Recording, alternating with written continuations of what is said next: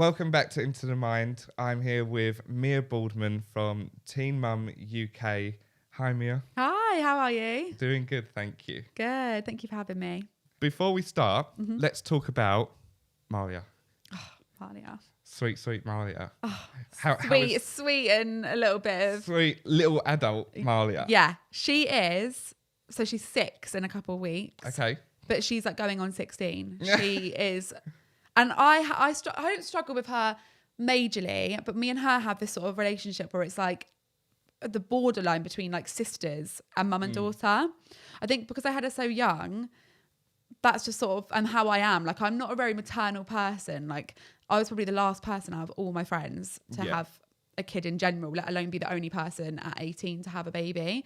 And I think I've done okay. But like, as she's getting older, I'm finding it hard to find the balance between mum, strict mum, and then like friends. Yeah. That's the vibe it is between me and her. It's like sisters. How's she doing in school at the moment? Struggling in school a bit. Okay. So I moved her schools to a new school closer to where we live now. And she's just really up and down, and I can't work out whether... Oh, she recently moved house. Yeah, moved house. So you moved house, so they moved her to different school? Yeah, so she moved to a different school. So she moved school just before we moved house because I knew that's what area I wanted to live in. And the way Malia describes it is, I had a rocky morning or I had a rocky afternoon, but I got 3. She's got a sticker chart at school now, so 6, 7, 8, 9 stickers are good. 1 or 2 means she hasn't been good. Right. But we can't put our finger on what the problem is. The teacher thinks it might be an attention thing. Right. She's being referred for ADHD, so it could be that maybe. But the smallest things set her off. So, you know, she could have a bad day and I'll say to the teacher what happened, and she'll say, oh, she did this, this and this. She ran out the classroom. She ripped a display down. And if you ask Malia, what was the problem? She'll say, this person upset me, or my friends are being loud. So... Right, okay. So there's always like a reason. Yeah, exactly. Happening. And I spoke to a child psychologist literally last week. I had a Zoom with her. And she said she's got like... not red flags, major ones, but she's got some things along the line maybe of autism. Okay. Because she had a bit of a situation the other day with one of her friends in school, and they had to like separate her, and like they were arguing, and I said to her, what 6-year-old beat. 6-year-old, yeah, 6-year-old drama in the playground. And when I said to her what happened, she said, I thought they were laughing at me. Right. The child psychologist said like that can be hard for them, like that can be a sign of autism where they can't sort of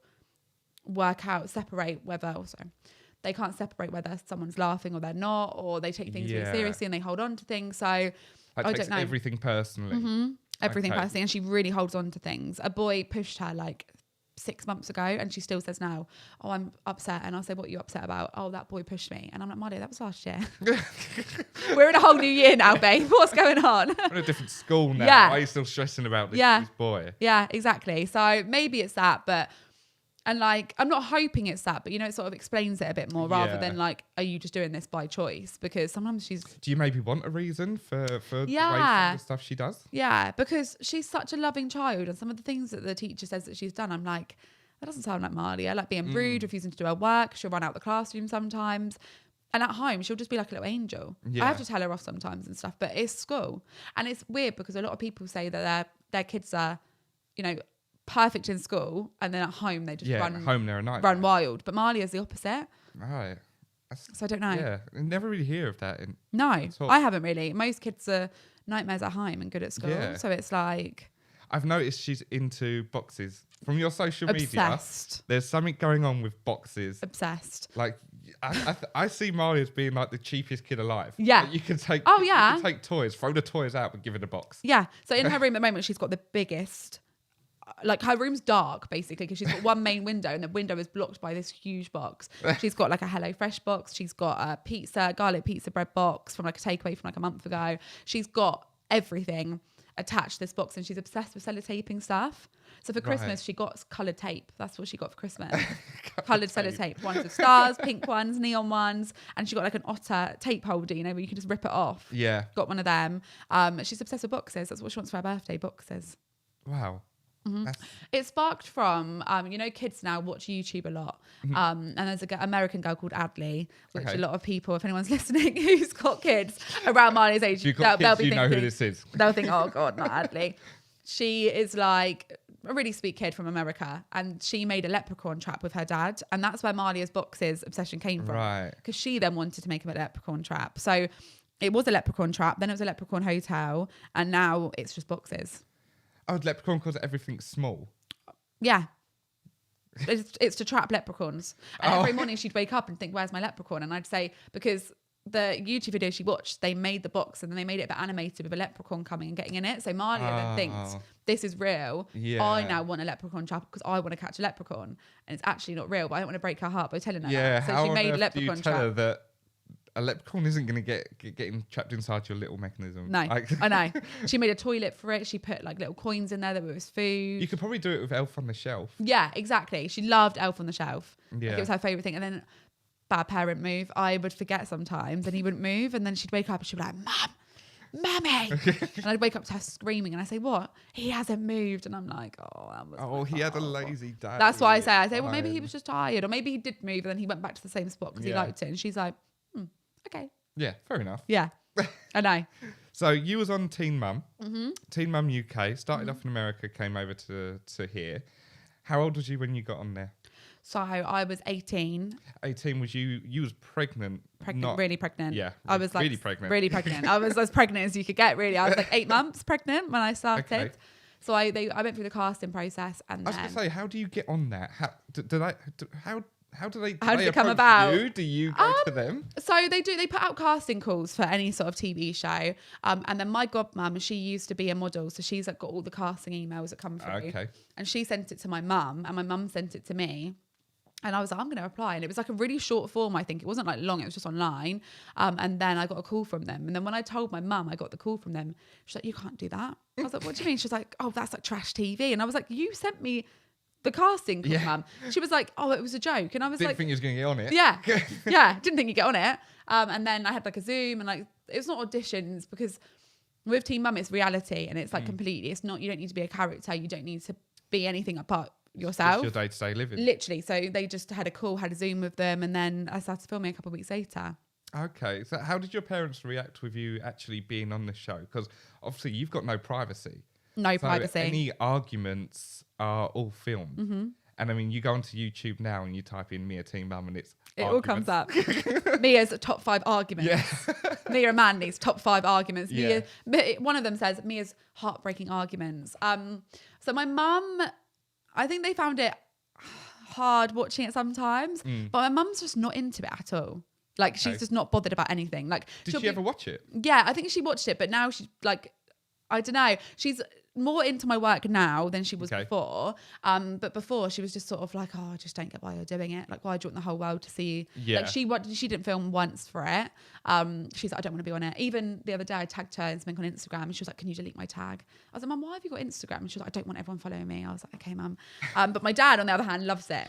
Really? Yeah, loves it. So he filmed with me and he watches it all. Did he ever get mad about some of the arguments you had on there, like the way that maybe Mandy was treating you or anything like that, that was, or Mandy's family was just a bit like, I can't see my daughter like this? Probably, but he wouldn't say it to me really because it just sort of is what it is. I think if anything was really bad, I think he probably would have, it probably looks bad on TV and it is bad because we're arguing, but it wasn't the worst, if that makes sense. So I think like he didn't really ever say anything to me. Okay. Yeah, but then also I think himself. And I think it's Malia's dad, so it's his grandchild's dad. So I think even if he didn't really agree with what he was saying, he probably wouldn't voice it too much because obviously everyone needs to. If me and him are falling out, and then also he's falling out on my dad, and then I'd probably end up falling out with his mum, and then it's just it. Yeah, my dad's not that like sensible. A big spiral, yeah, exactly. It? Yeah, because I'd imagine it being so hard, especially if like I had a daughter and I was seeing these arguments on there. I'd be like, who are you talking to? Mm-hmm. Like, that's my girl. Yeah. So I can imagine sometimes a household can be sort of almost a bit too involved into your life. Yeah. Do you ever find it like that? that? And I mean, my uncle was probably more like vocal than my dad about it. He'd say, oh, I hate watching it, I hate seeing that, or I couldn't watch that bit and I turned it off there. Like, but they don't really, there's not really anything they can say, is there? It's just sort of, it's happened. We argued badly, things were said, and that's it. They just sort of deal with it, I guess. Do you ever watch them back, the YouTube videos? Oh yeah, sometimes I do, and I'm like, some of them I like watching, some of them I find funny, and some of them I think, oh my god, why did you say that? Like, some of it I just watch. How does it make you feel? Does it give you some sort of like, is it like a pick you up from where you are now, from how you was back then, or does it make you feel like, how could you let yourself be like that back then? What's your mixture? emotion? I mean, mixture. I think so. Manly, my daughter's dad, for anyone that doesn't know, has another daughter, so Marlia's older sister, with a girl called Erin. And I probably wasn't the nicest to her. Like, some of the things I say, for example, so Erin had Alea, then I had Marlia, and Manly's mum wanted everyone to just get along. So she brought her over one time, like to the house. And I was just like, I remember one time Erin brought Manly like a Father's Day present, and I kicked off about that. And I was just kicking off every left, right and centre about Erin doing like nice things for Manly, because I was like, she's got an alter ego, like she obviously wants to get back with him. Why is she doing this? And I look back on that now and I'm like, oh, but then I think I was really young. That's my excuse. Yeah, I'm like, I was 19, almost 20, and I probably wouldn't act like that now, but at the time I was jealous. The stress with a child, a co-parent, and another parent who's basically involved in your life. That must have been a lot at 19. Like, I look back now and I think the situation, like, it's hard to speak about, because it's like, I don't want it ever to come across for Marlia to ever hear that I'm like, oh, what did I do? Because obviously to be in that situation, Marlia wouldn't be here if I wasn't in that situation. But I do look back and I think I was crazy. So I got back with Manly when his girlfriend, well, they'd broken up, but I got back with him when there wasn't much of a gap. Then they broken up. She was like 8 months pregnant at the time, and then I got pregnant 3 weeks later. Wow. Yeah. Okay, that's a short space. So basically, as soon as you had Marlia, she was kind of almost pushed out because you had a newborn, and it was almost like old news for her. It was just, I think Manly found it hard because he obviously was having a baby with Erin, and then their relationship didn't work out. So then me and him got back together, and then he had just had a newborn baby, and then his girlfriend that he'd been back with a couple of weeks was also pregnant. And then once Marlia was born, and he obviously Alea was like 9 months old at the time, because they're literally like 9 months apart. I think he found it hard because he didn't want Alea to be left out. Yeah. Because obviously he lived with Marlia and then Alea, and that's obviously not what he planned when him and Erin found out they were having Alea. So, but I think he probably puts a lot of pressure on himself to treat both of them completely equal. Yeah. Because of the situation. What's your relationship like now? Do you know what? Right now, at this very moment in time, I'll speak for today because it changes daily. Right now, it's really, we're getting along really well. Okay. But that'll probably change next week, or might get better. Really well to the fact where it's just very well co-parenting? Yeah, really well not really well as in, no. We're not, okay. I don't bring him up and say, guess what happened to me today? But about 6 months ago, we wouldn't speak, really. Okay. This time last year, we were like headbutting, basically. Like we were really, really like enemies at one point this time last year. So how we are now is a big step. Yeah. But it's just up and down with me and him. I've seen it on social media, you've shared it yourself on stories, is people love to comment on parenting. Oh my God, yeah. Everyone has their own opinion, but everyone's opinion is right. None of it's fact. So I know you recently shared one about someone said, do you never spend any time with Maria? Oh, it's my biggest thing at the moment. And I was like, right, she's only away on weekends. Yeah. And weekends is baby daddy time. Yeah, I know. And I know some people that split their time with their kids, with their baby dads, 50-50. And my time isn't split 50-50 with him. And so have you heard of Tattle Life? No. Okay, so there's a forum. It's the most horrendous website you will ever come across in your life. There's like petitions for it to be shut down. It's really like people's mental health is like really deteriorated over this website. It's basically a forum where people create threads that you then comment on and just slate any celebrity influencer, anyone in the public eye down, but to the point where the things on there are really bad. Yeah. And so what someone will do is they'll start a thread. So for example, if they started one about me, it'd be like, and they rhyme it. So like a thread the other day I saw about someone, it was like, I can't even remember what it was, but basically it was like the title about this girl and it was like rhyming. Think about like how she's a fraud with her business and photoshops her pictures, and they had it all rhyming. And then basically people just have these conversations and it can they talk about it on that thread. Just constant. So there's a Team Mum UK one, but there's loads of them. I think there's like the one I went on there, and I made the mistake of going on there the other day just to be nosy. I sat for like 3.5 hours reading these things, and it is really bad. Like really, and normally I don't really read bad stuff, and it doesn't really affect me that much. I'll just ignore it. But basically, this Team Mum thread, they just delete down everyone that was on the show, and it's just sort of depends what's happening. So for example, someone might put, oh, have you just seen Mia's Instagram story of what she's wearing? She looks an absolute state. Then someone will put underneath, oh my God, she looks like trash. Someone else will put underneath, she looks absolutely disgusting. And it goes on like that. And then someone might go, oh, have you seen what so-and-so's done? And then the conversation changes. It's like a constant conversation of people talking. And their latest one about me on there is, it's all sparked from where Malia came home from school. And this is what you were talking about that I posted on my Instagram. So she came home from school, and she had been awful at school. Like she hadn't been good at all. So I said, look, go up to your room. Like you're not having she's got a phone. She's 5. But I was like, you're not having your phone. You're not having your iPad. You're not watching TV. I was like, you can go in your bedroom and you can play with your toys. But that's all you're doing. And I could hear her singing. And then I was just downstairs and got to maybe about half an hour after we got in from school, and she was silent. I went up and she was asleep in her bed. I thought, well, okay, she goes to bed at 7 and Malia needs like her night's sleep, otherwise it affects her behaviour again. Yes. So I was like, right, I'm going to leave her to sleep for a bit because I'm not waking her up right now. She'll just have a tantrum. Got to like 6 o'clock and she was still asleep. And I was like, well, her bedtime's in an hour. What do I do? I had a pounding headache as well. I get migraines. Malia also gets migraines. My head was really bad. And I went in and I sort of shook her. She wouldn't wake up. And in the end, I was like, do you know what? If she's hungry, she's going to wake up. If she wants to, do you know what I mean? It is what it is. I pulled her school skirt off, took her jumper off, and she was in her polo shirt and just let her sleep. And I put it on my story because everyone that follows me mostly are mums, and most of them can relate to it. I was just put up, I've had an absolute nightmare. It's now almost 11 o'clock. Malia's been asleep since 4 o'clock. And then I got obviously a random DM from someone saying, I can't believe that this is absolutely disgusting. You've put your kid to bed with no dinner in her school uniform. This is neglect, blah, blah, blah. And then obviously I posted that on my story. And I had hundreds of messages from mums like, oh, if they think that's the worst that's happened, like with kids. I was going to say, surely the ratio would be better than bad. So many people relating, just being like, I don't know, just being like, so like, yeah, like it happens all the time. It happens with my kids all the time. And that was it. But anyway, when I went on Tattle Life the other day, there's like thread upon like conversation upon conversation about how I'm neglectful, like completely taking me down to the ground. And I read one thing basically on this thread. They basically don't think that they're trolling someone because they're not saying it directly to you. Right, okay. Because it's basically like a forum, like a space for them all to just say what they want. Yeah. And I guess it's my choice if I go on there and read it, but they're not commenting it to me. And so that's how they justify what they're doing. That's how they don't get in trouble. Mm-hmm. Right. Yeah. Okay.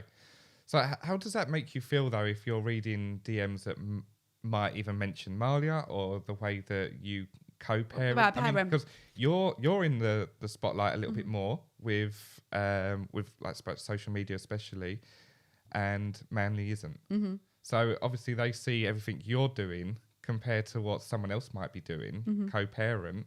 So it's all on you, isn't it? Yeah. All the good, all the bad. Yeah. It's always on you. I mean, I'm fine. I mean, sometimes when I read it, I'm like, is that true? Because people were like basically saying I'm the worst mum out of all the girls off the show. I completely neglect my child. All I care about is partying and drinking. I never have her. Malia's going to hate me when she's older because I don't spend any time with her.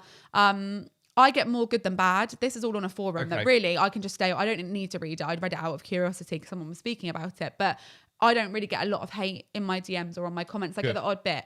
And I've got so much support from a lot of people that like the people that on my Instagram, like most of them are absolutely like, they're just the loveliest people. So it doesn't bother me too much. And what they're saying isn't true. So like what they say is that they basically were working out the amount of time I have Malia. So they were like, well, if she goes to Manly's on the weekend, Mia only gets her in the morning before school and a couple hours after school. And then she dumps Malia off and then off she goes partying. Now, me and him are 50-50. Like we're both 50-50 our parents. Yeah. I still have her more of the time. She lives with me. So, and they also then everything I say basically they come back with like, I can't believe she said that. So I said on my Instagram, always a reason. I'm fortunate that I can take her to school. And what I meant by that is I have friends that have got kids that work full-time jobs that, will drop their kids off at school And then they'll have to work till 6. So the kids will go to breakfast club and after school club. And then in the summer holidays, people forget kids are only in school for 6 weeks at a time. Then you get a week off. Then you another 6 weeks. Then you'll get 2 weeks off. Then another 6 weeks. And then you get actual 6 weeks off. A lot of my friends that work full-time office jobs, they still work 5 days through those 6 weeks holiday. So even though people can't always take a week off, 2 weeks off. Exactly. All the time. And I'm fortunate enough that I'm in a position where I don't go into a job. So all through the summer holidays, all through Easter holidays, all through half term, I'm with her constantly. Yeah. So if you want to look at the days over the year of these people that are probably saying it, they'll probably, go into a job and get their kids back at 6 because they've just finished work and then go to bed and still have to work in some holidays, obviously. I don't think you can really take me down for that because no, do you know what I mean? Not. Yeah. And I don't get what people want me to do on the weekends when Marley is at her dad's. Yeah. Are you expected just to sit there? Just to sit and stare at the wall and fold her clothes and wait for her to come home. 1 week she'll go Friday and 1 week she'll go Friday, Saturday. And then some weeks they'll ring and say, oh, she really wants to stay an extra Saturday. And I'll say, yeah, fine, she can stay. I just let her do what she wants to do. If she wants to stay there extra, she will. But yeah, I'm sated down for it. And sometimes it's hard. And then other times I just think, I just don't care. You just have to not care. Co-parenting is hard enough anyway as it is, let alone having opinions all the time. I mean, if it's in like general family, it can be a bit hurtful anyway. But once you're in like the public eye, and everyone has an opinion, exactly, it just must take a toll on you. But obviously, you're doing really well with it. Yeah. Are you used to it? I'm used to it now, yeah. And I just think that's not a good thing, though, is it? No, it's that you're used to it. You shouldn't ever get used to it. No, exactly. And I don't know. I think I just look at it. If it's not coming from my direct circle, then why am I caring? It's from random people. They don't know the amount of time I have her for. Yeah. They're not counting in the fact that I have it all through the summer holidays when she's not at school. And just because I'm not posting her doesn't mean that she's not with me. Yeah. Sometimes I'll post something and it'll be from like 2 days ago and I wasn't actually out. I was at home with Marlia posting that. But Marlia's not on my story at the time. So they think, oh, she's out again and she's not with Marlia. Yeah, but she's actually in bed and she's with me. Not every post is then and there, is it? No. So yeah, you could be out for 3 weeks ago and post it on that day. Exactly. And people think that you're actually out again. And Marlia's also at an age where I probably used to post her a lot more because she was young. She'd obviously sit there, be playing. Whereas now she's 5, she has her own mind where sometimes I'll say, can I have a picture? And she'll say no. And so I'm not going to then video her because she's saying, I don't want you to video me. So sometimes she'll be with me for the whole day and night, but I won't put her on my story. I'll put a picture on from a week ago, or I'll put up a birthday post for someone and people then, oh, she's out again. And it's like, I'm actually not. Like, do you know what I mean? You have to justify yourself all the time on what you're actually doing. Exactly. And also, it's like some things are busier than others. So the last couple of weeks, obviously the weekends, I haven't had to go out, but she's been with her dad, so I've gone out. And then the next couple of weeks coming up, I've got this weekend coming, I've got 2 events, Friday and Saturday, that I'm going to be going to because she's with her dad. Like, I don't know. I think I wouldn't comment on just because I'm partying and it doesn't look like normal work. My job is just my lifestyle. So just, I'm not commenting on what you're doing. So don't comment on what I don't know. But then you can't be bothered. I think you can't. The one thing you can't do, and it's not right, and it will never change, but I think you have to be prepared going into the public eye that not everyone's going to like you, not everyone's going to agree with you. Did you ever have any preparation? Yeah, we had a lot of social media training. I was going to say, because obviously coming out at such a young age and having a following, it must be difficult. Even like the Love Island people, they come out and they've got management straight away, and they've got like almost like counsellors straight away just to deal with some of the trolling that's on there. Yeah. Did you get any kind of help? Yeah. And even with the show, you can't just go onto a TV show. You have to have psych tests. You have to have, it's quite like extensive because before they put you on the TV, they have to know, like MTV are very big on like duty of care. So because we was going to have the film crew in here for MTV doing this interview, and I had to fill out so many forms. Yeah, they're really big on it. Yeah, which is like, oh, you have to fill this and if you need any counselling because of trolls. I'm like, trolls? I'm just doing an interview. Yeah, no, like, I know. It's a podcast. Like, yeah. How much trolling am I going to get? No, they're really, really good. And so you have your psych test, and then the psychologist is available all through filming, that if you want to speak to him, if you're not feeling, your best, or you want to just have any advice, he's there. And then they've got like a child's one for the children as well. And we have like training and stuff of how to handle trials, and it literally the advice is to ignore them. Yeah. You can't feed what they're saying to you. And that's what I do. Sometimes it's so tempting to reply back. You know, when you just want to bite back because you think what you're saying isn't true. Especially if you're in a bit of a mood anyway and someone comments and you just want to almost snap. Yeah. Get it out. But you just can't do that. Yeah. It's like, especially if you see it and you see someone's put a negative comment, you go on, it's Sarah, 50 followers. You're like, no. Yeah. Or Sarah, 2 followers. And you're like, well, you're obviously not like a real person. Someone else. You're someone else. Exactly. But everyone's not going to like you. And I think I'd find it a lot harder if I was getting more bad than good. If I know, it's like I recognise everyone's names from my followers now. Like not all of them, but a lot of them. Like there's quite a lot that will comment religiously on my posts and send me DMs and things like that. And I think if they sort of turned actually like, oh, you've done this, I don't like you anymore, that would upset me, because it's like actually like, what have I done? Like, okay, I've done something wrong, because you used to be like, I say my friend, but they're not my friend. I know. Still strangers. I know, exactly. It is hard, but let's go into a bit of a deeper subject. Mm-hmm. You was in the news. Was it last 2 years ago or last year? Last year, last March, I think it was. About domestic violence at home. Yeah. Talk me through it. You met this guy on where? So I met him on Tinder. On Tinder. We love Tinder. I know. It's not good. I don't promote it to anybody to join Tinder. It's terrible. Okay, so you met him on there. First of all, did you see any kind of red flags? Because once you start to like someone and you start to love someone, you ignore a lot of things that people may introduce to you. So did you have actually any friends or family to say, I don't think this is right? Or was it totally behind closed doors that no one saw any kind of change in you? So at the start, nobody said anything, because nobody really... Some of my friends will say that after because we were only together a year, well, just under a year. Some of my friends will say after a couple months they started picking up on it, but not majorly. What were they picking up on? Sort of controllingness, so outfits that I would wear, how many times he'd call was quite an odd. He'd call constantly, but I saw the red flags from the start, really. But they weren't. Saw them from the start. Yeah, I'd say looking back, I saw them, but I didn't realise how dangerous that can be to just ignore them. Yeah. So, for example, you know, we started seeing each other, and within 3 weeks, he was like, just... I've never felt like this before, like sort of obsessive behaviour. Okay. But now I look back, I think that's such a red flag, because you were like, clingy. It's love bombing. It's literally just, they'll just bomb you with love, whether it's materialistic, whether it's... Within 3 weeks, he was like, yeah, like I'm in love with you. And at the time I was like, oh... Looking back, I'm like, okay, like you love me after 3 weeks. Oh, okay. But I was like, it was more of like an infatuation with him. I was like, oh my God, like he loves me. And then it was like the expensive meals, the buying presents.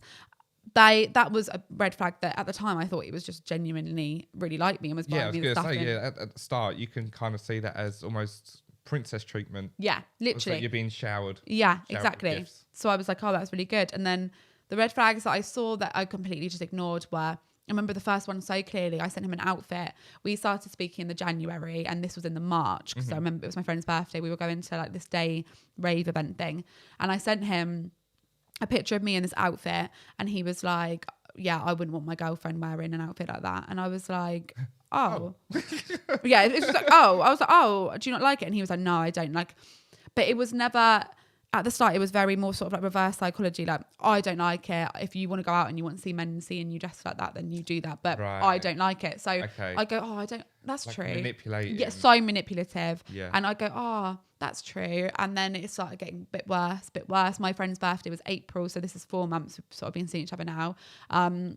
I remember I wore a skirt that had like sort of crisscross up here that was a bit see-through at the side. And I sent him a picture of it, and he just completely lost it. He was like, I can't believe you're out like that. Like, if you want to annoy me, then fine. But if I were you, I'd go home and get changed. And like, I went home and got changed, because I was like, oh, I just don't want to argue with him. Like, I'm just going to get changed. And it was like, at the start, it was more just those comments. Just, I don't really want my girlfriend wearing something like that.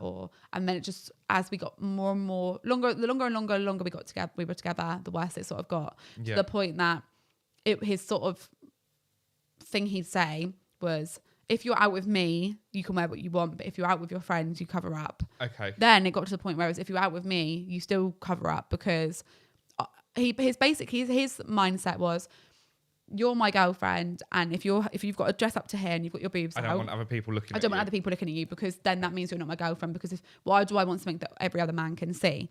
And then it got to the point where we were going on holiday, and I sent him a bikini and he was like, no, too revealing. And I was like, and it got to the point where it was just everything. Is a bikini not revealing? Like, what did he... Exactly. Dressing gown on holiday? Exactly. Like, what do you want me to wear? So you started posting about it afterwards. Yeah. And you went on to Good Morning Britain, was it? No, so I did... So first of all, I did it on my YouTube. Yeah. So it happened in the last incident I had with him when he was violent was... you made a blog about everything. Yeah, it was it was the July that he was violent the last time, and he was arrested, and then he was sentenced in the March. And then I just couldn't get over it at all. Like I was looking forward, not looking forward, but I was just kept thinking, right, his court date soon. And once the court date's done, I'll get over it, I'll be fine. And then the court date was done and I was still sat there feeling exactly the same. And I was like, what can I do to help myself get my head around this situation? It was 12 months, wasn't it? 12 months. So how did you feel when you heard that? 12 months and he's gone. What was going through your head? I don't know, nothing. Was you relieved? I just felt really numb. Or was you sad? Was you sad about yourself, or... I burst out when they rang me to say he got 12 months. I phoned my friend and I just burst out crying. But I can't like put my finger on what I felt. I didn't really feel. I mean, the sentence is tiny, but I felt so many women don't get any justice at all because there's not enough evidence. So it was grateful that actually I got something when all these women don't. But I think I looked to it thinking, yeah, I'll get justice, you know, like he's going to go to prison for what he did, and like how he's left me feeling, that will, you know, be put onto him even more. He's going to be in prison for what he's done, basically. And he'll hurt rather than me hurting. But then it came to it and I thought, well, actually, it hasn't really done anything. He's going to be out in 3 months because he gets half the time on good behaviour, and then you can get put on tag for 3 months. So I think he probably only did about 3-4 months. Wow. Mm-hmm. Okay. And what's your thought process with that? I just think it would never have, it wouldn't have helped him. I think his mindset is how his mindset is. So he would have gone into prison. Prison's rehabilitation, it's meant to be rehabilitation. Mm-hmm. Do you think with such a short sentence that he's got with the good behaviour and the house arrest, that maybe it won't do anything to him at all? Yeah, I don't think it will help. Do you feel maybe a little bit unsafe at home at the moment? So I don't, but purely because the way he ever acted out to me it wasn't very preempted. It was always in the moment. Mm-hmm. And I could probably speak for a lot of narcissists out there. They are very selfish, and so I've got an indefinite restraining order now. Okay, so if he did come anywhere near me, he'd get arrested. And I think he's too selfish to do that because, you know, he's already done his time. Well, whatever time it was minutes basically, but he's done his time. He wouldn't want to go back in. He'll be looking at it. He'll look at it like I've sent him to prison. That's how he'll look at it. Yeah. He won't look at it like I've done wrong and I've gone to prison and, you know, I deserve it. He'll look at it like I made him angry. And now I've made him go to prison. Okay. But I feel safe because of the restraining order, really. I have a lot of confidence in his selfishness that he wouldn't come near me because of that restraining order. Did Malia ever pick up on anything that happened at the time? No, not that. I'm sort of a bit lucky of her age because if it was now, she would 100%. But she was only just turned 4. At the time. So she's a lot more aware now than what she would have been really aware now, yeah. And it was quite fortunate that he wasn't really involved in her life. He did meet her, but he was from 2 hours away, and he was only interested really in me and him going out for drinks, going out for dinner, going away. He only met her. Spend time with you, not the two of you. Yeah, he'd say he did want to spend time with the two of us, but I think he said it because he knew that was the right thing to say, not necessarily. That's it wasn't what he wanted to do. I think he just did because he had to. Yeah. So there's only a handful of times. So in terms of me and him breaking up, it didn't affect her at all because he was probably really a stranger to her. Yeah. And then after the last incident, I had really bad marks on my neck. And And so she stayed with her grandma for a couple of days, and then she never noticed them because she was at that age where like she's just completely not bothered about anything apart from her toys and things like that. So if something lights up when it's shiny, it's brilliant. Yeah. Yes, doesn't care. But the thing that I think would have affected her was me, like mentally, because I just completely deteriorated. Like I really, really struggled with it. Did she see you like crying all the time? Yeah. Or yeah, she'd see me crying. I wouldn't have any motivation to go out or take her out anywhere. So like on my days that I'd be with her, like for a couple of weeks, that we didn't really do anything. Like I'd push myself to take her to the park, but I wasn't the mum that I should have been, if that makes sense. Yeah.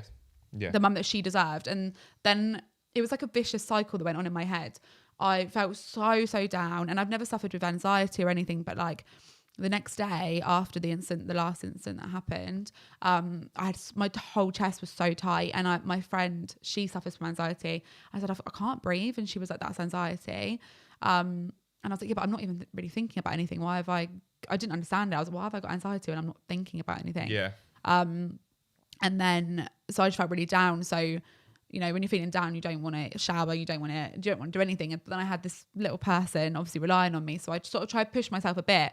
But I think kids pick up on your mood so easily. So I think no matter how much I was forcing a smile, she would have picked up that I wasn't happy. Yes.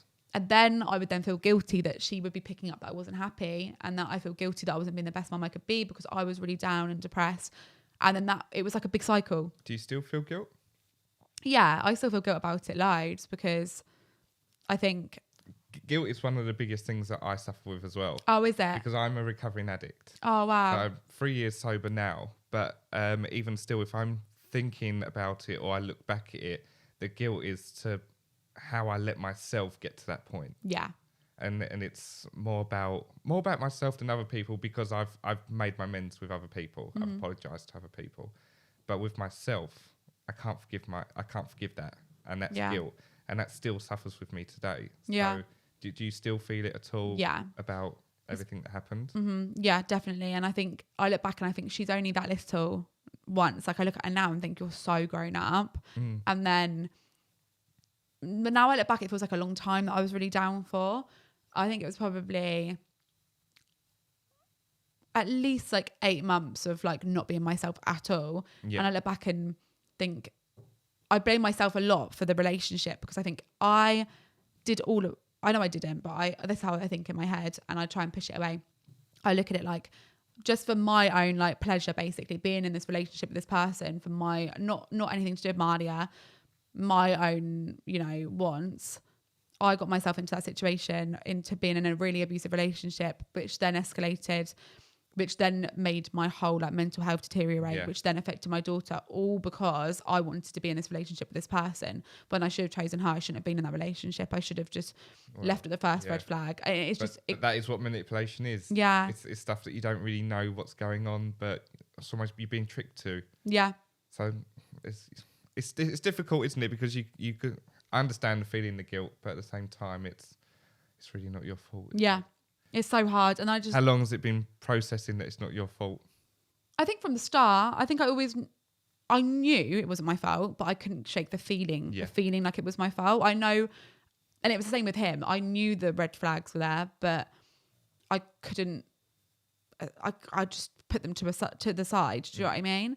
And I think even now I feel guilty, because even though I feel like Malia doesn't speak about it, how much was she affected by how I was? Because obviously I'm the closest person to her. Yeah. And I look at my mum, if I lived with my mum and I relied on my mum for everything, if my mum was really, really down and going through what I was going through, how that would affect me, I'd hate it. I'd be like, my mum is literally miserable and I'm miserable. So that's my biggest guilt. And I think it all the time. But what pushes me is just, I can't change it now. Yeah. So I can sit and think every day, oh, I didn't do good for her then. Like I chose myself over her by being in this relationship, like, which, you know, led to me being like depressed because of it. And I wasn't the best mum I could have been to her. So I can dwell on that every day, but that's not going to change it now. So all I can do now is just make up for it now. And that's what I'm trying to do, sort of thing. Okay. Obviously when you went public with it, how was your circle of people coming to you and giving you some support, or did you especially find that people came to you with similar experiences? Maybe that. Oh wow, Yeah, loads. And even friends of friends, like some of my like close best friends, other friends. Sorry, I think that was my phone vibrating. Yeah, some of my close best friends, they're other friends, so not my direct friends. A couple of my best friends said to me, oh, you know, my friend so-and-so, she said that she's watched your thing and her boyfriend does that, or her ex-boyfriend does that, and she's got closure from the messages I got from people, whether they were like direct people I knew or strangers, like it was like overwhelming, like the most overwhelming thing ever, because I never expected to get that response. I've seen so many people with a following doing good, whether it's about body image, whether it's about, you know, about anything that they've gone through, they then speak out about it. And it took me ages to come around about the idea of speaking about it. My friend said to me, you can really help people with this. And I was like, I don't want to talk about it. Like, I'm not. And then in the end, I thought, you know what? I'm going to, because maybe people will watch it and see. Do you still keep in contact with these people? It was hard, because what happened was when I came out and spoke about it, I had messages after messages after messages of people asking for advice. Did you have any negative messages about it? No, mainly Good. it was all, I had messages which was the classic, why did you stay? Or there's a lot of people that don't understand, that haven't been in that sort of relationship, that will come and be like, why did you not leave? Like point blank, why did you, I don't get it. Why would you not leave? And that's like the sort of the worst thing you can say to someone, because that is the whole point. Like if I could tell you, be like, oh, you're so right. I should have done it earlier. Yeah, why didn't I need you back then? Yeah, exactly. But I just had so many comments, like, and I sit and go through them all the time on my YouTube, where people have just said, you know, I was in a relationship even 10 years ago. It still affects me now, but like watching this has really helped me. And just seeing people writing over and over again, you've really helped me. It made me then think, do you know what I went through, weird saying it, was worth it. Yeah. I've made, you know, if I've just helped one person, like genuinely, and a lot of my following are really young girls. Right. And I just think even if I've helped one person, like that makes what I went through. That's exactly what Into the Mind started as. As long as it helped one person, just one, then it's doing okay. Exactly. It doesn't matter if it's 50 or 1. Or it doesn't matter. As long as you get that message back that says thank you, that's what it's all for. Yeah. Exactly what you're doing now. But it was a struggle as well, because when I did get so many messages, I couldn't reply to everybody. Yeah. Because I started replying back to people, and I had like a really young girl asking me for point blank advice, like, it's happening right now with my boyfriend, he's done this, this and this, what do I do? And I'm not a trained professional, and I'm actually not supposed to give advice. No. As in actual advice, especially when someone's in danger, because if they then take my advice and something bad happens, that's on me. Yeah, so I'm actually not supposed to reply at all. But I found it really hard to not reply back to these people that are opening up to me. But it became to the point where I was getting thousands of messages. Like, I've never got that many messages in my life. And I then felt really lost. Like, okay, hopefully I've helped people, but now these people are coming to me and I can't reply back to them. Yeah. So that was hard as well. Yeah, it must be tough. But we've moved on now. Mm-hmm. You're in a much better place. Yeah. You're in your new house. I'm in my new house. With a madam of a girl. Yeah. And what's going on for you now? You've got your own clothing line. Mm-hmm. I see you constantly doing ads on social media. Yeah. Constantly taking out Malia to different places. Yeah. What is new in your life? So I feel like I've come from like not really having a lot with Malia at all. Like, I would go to the shop and I'd have like £7.50 to buy like our dinner, her nappies. Like, we didn't have a lot at all. Yeah. And then I sort of like took the step and took the plunge of social media and thought, if people are making a life out of social media, I've got a base following from the show, like surely I can do it too. So I was like, I'm gonna try. And I went with my agent that I'm with now, and he really helped me, like, right, this is how, you know, you can build up your followers and you can really make a life out of it. And I started, my YouTube was sort of like my turning point in everything. Yeah. But I don't know. That's what I'm doing at the moment. Are you getting back into vlogging? You took a break. Yeah, I took a bit of a break. I found it really hard because I edit my own videos and I'm really bad at it. It takes me about 5 hours to do a 20-minute video and it should, like, some people would take an hour to do. So that took, and then ideas as well. Like, I really struggle with content ideas because I don't know. It's like, what do I do? So now I'm going to go back to like sort of daily vlogs and weekend vlogs. Just what you do on a day. Just what I'm doing on a daily basis and girl talks. And I enjoy it. But I think it's sometimes I used to work in a hotel and I used to like just you know, it's just someone else's business that I just do stuff for and check people in and out of the hotel. And I go home and I shut off from work. Whereas my job now, you never shut off, and it's sort of on me to do it, because if I didn't put as much effort in, it could just go down, and then I'm back in a sort of normal job. I tell you how I know that you're now work focused now is because you are a pain in the ass to get hold of. Oh my God. It's just like a couple of days. I'll send you a message. I'll be like, right, I'll sit in there for a couple of days. Wait for that reply. Yeah, it's my WhatsApp. The amount of unopened messages there are is crazy. Like you have to ring me and then ring me again. And then if I get another call, then I'm like, all right, I need to ring them back. Like I need a business phone, I think, because I'm just like. Do you need a work phone? Yeah. But my sort of aim this year, my goal by the end of the year is I want to travel a lot more with Malia. Yes. So I was like fortunate when I was younger. My mum took me to like really amazing places. I went to Thailand. I went to India with my mum, and that's what I really want to do with Malia. I want to take her around the world as much as possible. As much people slate Ryanair, I'm constantly flying on it. But have you seen the bags that you can take? If you go online and you can buy a Ryanair hand luggage size bag, and it's about this big. Like, it's tiny. It's like I could fit one shoe in it, but they are good. The good like cheap deals. Yeah, that's what I want to start doing. Me and my girlfriend are going to Venice at some point, and flights were like 60 quid. Yeah. And we're going to Madrid for a day, and it's just so many places we can go to. We can fly back and forth from Ireland all the time. So they're constantly cheap as well. Yeah. I didn't actually realise how cheap you can go around the world. Yeah, you can travel really cheap. Especially through Europe anyway. Yeah.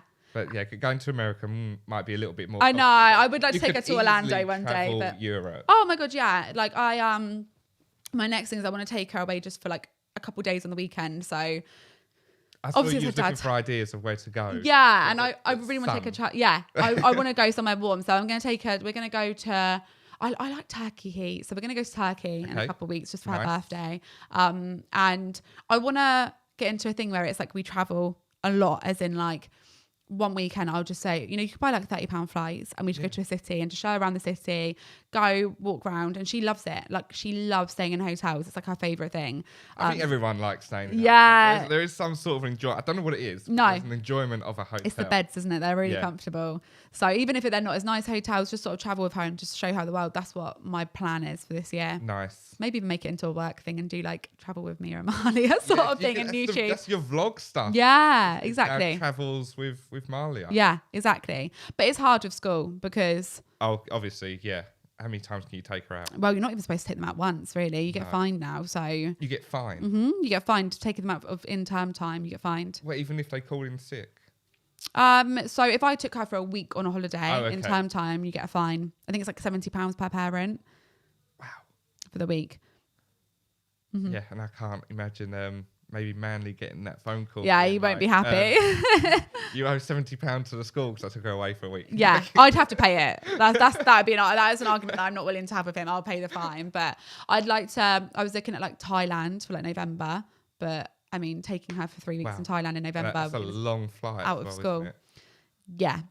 But it's really hard because my cousins, they all go to private school, and because obviously their parents pay for the school, they can go on holiday as much as they want and you don't get in trouble. It's because so as long as there's a fee going in somewhere, yeah, exactly. But I want to show her the world because I think there's so much everywhere to see, and by the time you get to our age, there's too much work stuff going on. Exactly. Like with me, in the end, now I'm almost scared to take a day off work. I work 7 days a week. Oh wow! So it gets to a point where even my girlfriend says you need to have this weekend off, and I'm like, nope, because I'm losing money. Yeah. So it's trying to get out of that phase, out of that mindset, and think that you don't need it when you can be doing other things. Exactly. Like, there's no point in working 7 days a week when you've got nothing to spend it on because you're always working.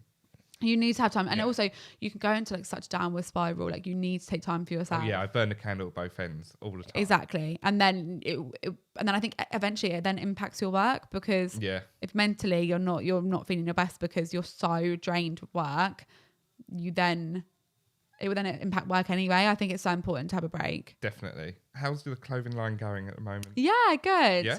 It's coming to like summer, so summer wear and summer's my time to shine. I hate winter. Yeah, I don't like winter I'm much at more all. of a winter Are person. you? Oh, I think with men, you can't wear nice shorts. I think smart shorts, you're right off. Yeah. You can't pull that off. No, I know. So it's always jeans and a t-shirt. And then you're hot. Yeah, and then so I always like the nice big jumpers and the nice smart long coats. Yeah. That's my element. That's my outfit. Yeah. See, I just don't like coats at all. I don't like being cold. I don't like the rain. My hair goes really frizzy in the rain. Like I don't like winter. I love summer. And I think Marley is more of a summer person as well. Like I think she's adapted that from me. So she loves the beach. She loves the park. She loves the forest. She loves walks. So winter, we're a bit like hermits really. Yeah. So summer's like our time to shine. Well, at least it's a pair of you time to shine. But so what would you say to anyone who is struggling with their mental health now, whether it be in a domestic relationship? I know there's so much that you can say about if it's happening now, but let's say, I don't want to use the word victim, but survivor. Mm-hmm. So let's use the word survivor to someone comes up to you and says, this is what's happened. They've left my life totally now, but I'm really struggling. Where do you go from there? What kind of help and support would you like to say? I'd say my biggest advice when you're struggling is no matter how many times you feel like you're repeating yourself, speak to someone. I didn't for ages. I'd hold it in and think, well, I don't want to bore my friends with this because, you know, I've left the relationship. It was ages ago now. Like, why am I still struggling? How am I feeling? You get the guilt feeling, you get the missing them feeling. I think you then feel guilty for missing someone that hurts you, that isn't good for you. And in the end, I thought, you know what, I'm just going to speak to my friends. And it's hard advice because if someone hasn't got anyone to talk to, it's like, well, who do I talk to? I can't talk to my friends. So I personally spoke to my friends and I actually found it easier speaking to a non-direct person. So like mine personally was the guy who does my eyelashes became like my actual counsellor, like where I would just vent about how I was feeling, about how guilty I felt. And she was impartial to my life where she would just sort of, sometimes it's just good to just speak it out. My advice personally that helped me is I got into that manifestation and I brought this book. So I didn't actually buy this book. My friend bought it for me. And it's a book by an author called Vex King. And it's called Good Life, Good Vibes. Good Vibes, Good Life. Vex King. One of that way around. One of them. It completely changed my thinking. And there's one now called Healing. And it's all about understanding why you're feeling the way you're feeling and how to overcome it and how you need to feel those things to overcome it. And that's what my advice would be to someone who is feeling like they're like literally drowning in that feeling of just struggling, just not happy, not getting over this relationship or what someone's done to them. I look back now and think I had to feel those things to get over it eventually. And so what you're going through now, it hurts, but each day it will hurt less and less, whether it feels like it at the time, to the point where eventually you'll look back and think, oh, I'm not really hurting anymore from that. And it's like you don't see it happening. So for ages, I just felt down. I couldn't tell you why. Say, for example, this time last year, I said to him, what's wrong? I couldn't tell you. Like, my relationship ended like 6 months ago now. It's done. I just was down. And before I knew it, I was then at a place where I felt so much better. And I look back. It's like I've got to a hill that I look down at myself struggling walking up the hill. Yeah. And you don't realise it at the time how far you're actually going until you get to the top and you look down and you think, actually, I'm good. So I think it's as hard as it is now and how as low as you feel, it does get better. And I genuinely, it's time. You can't put any pressure on yourself. You can't think. The best thing you can do is just try and do stuff for yourself. I found changing a routine a little bit better. So just for example, I was going to this old gym. I changed the gym because it was like, actually. Interesting. Okay. That was a trigger for me. Like going into this gym where I would always go in, I'd be speaking on the phone to my ex. I'd walk into that gym and then I'd think of him. You'd go into that gym when you was with him, change the gym, change the memory. I don't need that gym anymore. And it was the tiniest thing. I didn't change to a more expensive gym. I just changed to a different gym. It's just changing something that you do that reminded you of that person. Yeah. That then isn't there anymore. So you shouldn't think about that person as much because you're not doing that thing anymore, if that makes sense. It might sound weird, but Healing is the New High. That book really helped. It's just like riding the wave. It's so hard because I feel like it's really easy when you're in a better place to talk about a bad place. Like it gets easier. Yeah. But it genuinely does. I didn't think it was. And then all of a sudden I suddenly felt okay. And I think it's important for anyone to know that, and this is what I didn't understand, is that you won't stop thinking about it. I was waiting for that day of, I don't think about it anymore. You know, like an ex-boyfriend that wasn't very influential in your life, or an ex that just is sort of left behind as a memory. Eventually you just don't think about them anymore, do you? So I was like waiting for this moment where I didn't think about how he treated me. I didn't think about how I was feeling. And I think it's just important to know that you won't ever forget it, but it just hurts in a different way. Yeah. It doesn't hurt me the same anymore as what it did a year ago, but I still do think about it a lot, but it just doesn't hurt the same. So I think it's important for people to know, don't be looking for this moment where you're just not going to think about it anymore, because unfortunately that just doesn't happen, but you will grow from it. Excellent.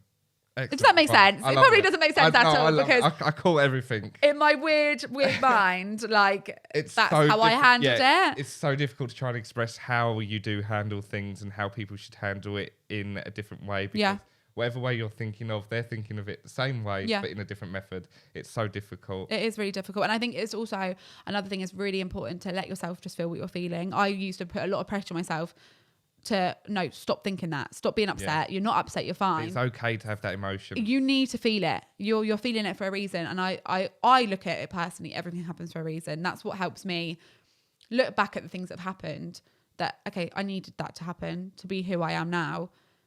That had to happen. So I had to feel those things. It was horrible, because I might have stayed in bed for a week crying. I might not have eaten. I might have, whatever it was that was really horrible at the time that I was feeling, I had to feel that. And I think you shouldn't put any pressure on yourself to be feeling better, to be feeling okay. If you don't feel okay, you don't feel okay. If you want to cry for 2 days, you cry for 2 days. If you want to lay in your bed and watch sad films, lay in your bed and watch sad films. And then if the next day you want to get up and you want to go out with your friends, go out with your friends. I think you just need to let yourself feel how you feel. Don't put any pressure on yourself. And day by day, without you realising it gets easier. Brilliant. I love it. Thanks. I love it. Mia Boardman, UK teen mum, domestic violence survivor. Oh, great co-parent. Love Marlia to the death. Thank you so much for coming on. It's my first celebrity guest you are. Oh, I love that. I don't think of myself as a celebrity. I think of myself as Mia, who hasn't washed up in 3 days at home. But thank you. Thank you so much for having me. If you like what you see and you like what you're hearing, make sure you subscribe, press follow, anything you can do to help. Thank you so much again for coming on. Thank you. And have safe travel home. Thank you. Bye-bye. Bye.